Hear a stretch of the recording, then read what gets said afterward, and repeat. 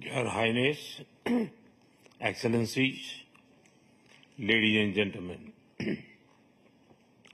16वें BRICS summit के शानदार आयोजन के लिए मैं राष्ट्रपति पुतिन को हार्दिक बधाई देता हूं और ब्रिक्स से जुड़े नए साथियों का भी एक बार फिर से हार्दिक स्वागत करता हूं। नए स्वरूप में ब्रिक्स विश्व की 40% मानवता और लगभग 30% अर्थव्यवस्था का प्रतिनिधित्व करता है। पिछले लगभग 2 दशकों में ब्रिक्स ने अनेक उपलब्धियां हासिल की हैं। मुझे विश्वास है कि आने वाले समय में यह संगठन वैश्विक चुनौतियों का सामना करने के लिए और अधिक प्रभावी माध्यम बनकर के उभरेगा।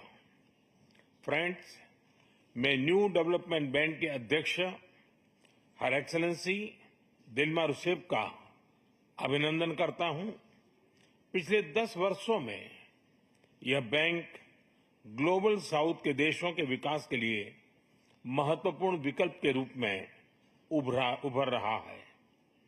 भारत के गिफ्ट सिटी के साथ साथ अफ्रीका तथा रूस में रीजनल सेंटर्स के खुलने से इस बैंक की गतिविधियों को बल मिला है और लगभग $35 बिलियन के डेवलपमेंट प्रोजेक्ट्स सैंक्शन किए गए हैं।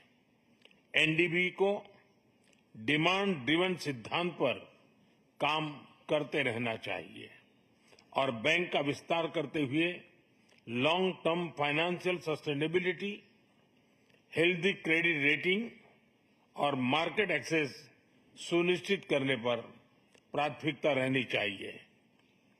फ्रेंड्स, नए स्वरूप में ब्रिक्स $30 ट्रिलियन से भी ज्यादा बड़ी इकोनॉमी है। हमारे आर्थिक सहयोग को बढ़ाने में ब्रिक्स बिजनेस काउंसिल और ब्रिक्स विमेन बिजनेस अलायंस की विशेष भूमिका रही है।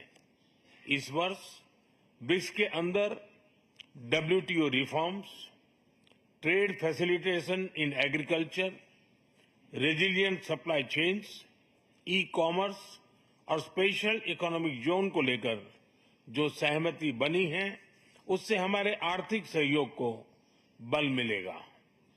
इन सब पहलों के बीच हमें स्मॉल और मीडियम स्केल इंडस्ट्री के हितों पर भी फोकस करना चाहिए। मुझे खुशी है कि 2021 में भारत की अध्यक्षता के दौरान प्रस्तावित ब्रिक्स स्टार्टअप फोरम इस वर्ष लॉन्च किया जाएगा। भारत द्वारा दिया गया रेलवे रिसर्च नेटवर्क का इनिशिएटिव भी ब्रिक्स देशों के बीच लॉजिस्टिक्स और सप्लाई चेन कनेक्टिविटी बढ़ाने में अहम भूमिका निभा रहा है। इस साल ब्रिक्स देशों में यूनिडो के साथ मिलकर इंडस्ट्री 4.0 के लिए स्किल्ड वर्कफोर्स तैयार करने पर बनी सहमति बहुत ही महत्वपूर्ण है। 2022 में लॉन्च किया गया ब्रिक्स वैक्सीन R&D सेंटर सभी देशों की स्वास्थ्य सुरक्षा बढ़ाने में मदद कर रहा है। हमें डिजिटल हेल्थ में भारत का सफल अनुभव ब्रिक्स पार्टनर्स के साथ साझा करने में खुशी होगी। फ्रेंड्स, क्लाइमेट चेंज हमारी साझी प्राथमिकता का विषय रहा है। रूस की अध्यक्षता में BRICS open carbon market partnership के लिए बनी सहमति का स्वागत करता है। भारत में भी green growth, climate resilient infrastructure और ग्रीन ट्रांजिशन पर विशेष रूप से बल दिया जा रहा है। International solar alliance, coalition for disaster resilient infrastructure, mission life यानी लाइफस्टाइल फॉर एनवायरमेंट, एक पेड़ मां के नाम जैसे इनिशिएटिव लिए गए हैं। पिछले वर्ष COP28 के दौरान हमने ग्रीन क्रेडिट जैसे महत्वपूर्ण पहल की शुरुआत की। मैं ब्रिक्स पार्टनर्स को इन इनिशिएटिव से जुड़ने के लिए आमंत्रित करता हूं। ब्रिक्स के सभी देशों में इंफ्रास्ट्रक्चर के निर्माण पर विशेष रूप से बल दिया जा रहा है।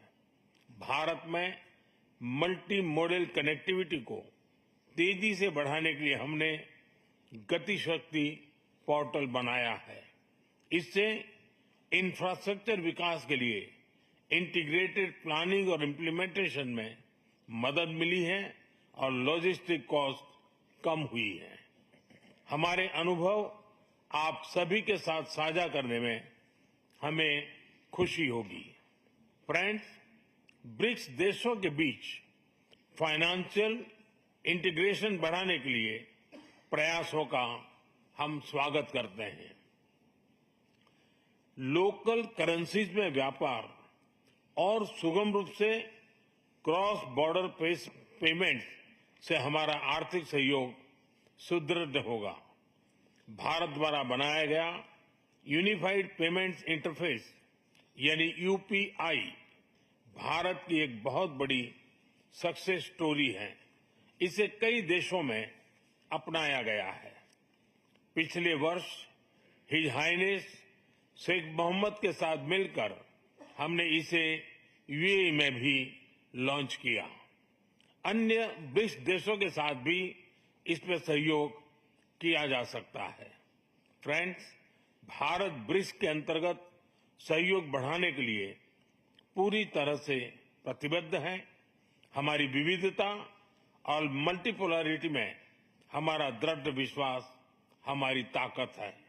हमारी यही ताकत और मानवता में साझा विश्वास हमारी भावी पीढ़ी के समृद्ध और सशक्त भविष्य को सार्थक रूप देने में सहयोग होगा। आज की बहुत ही महत्वपूर्ण एवं उपयोगी चर्चाओं के लिए मैं सभी का आभार व्यक्त करता हूं। ब्रिक्स के अगले अध्यक्ष के रूप में मैं राष्ट्रपति लूला को हार्दिक शुभकामनाएं देता हूं। भारत आपकी ब्रिक्स अध्यक्षता की सफलता के लिए अपना पूरा सहयोग देगा। एक बार फिर राष्ट्रपति पुतिन और सभी लीडर्स का बहुत बहुत धन्यवाद।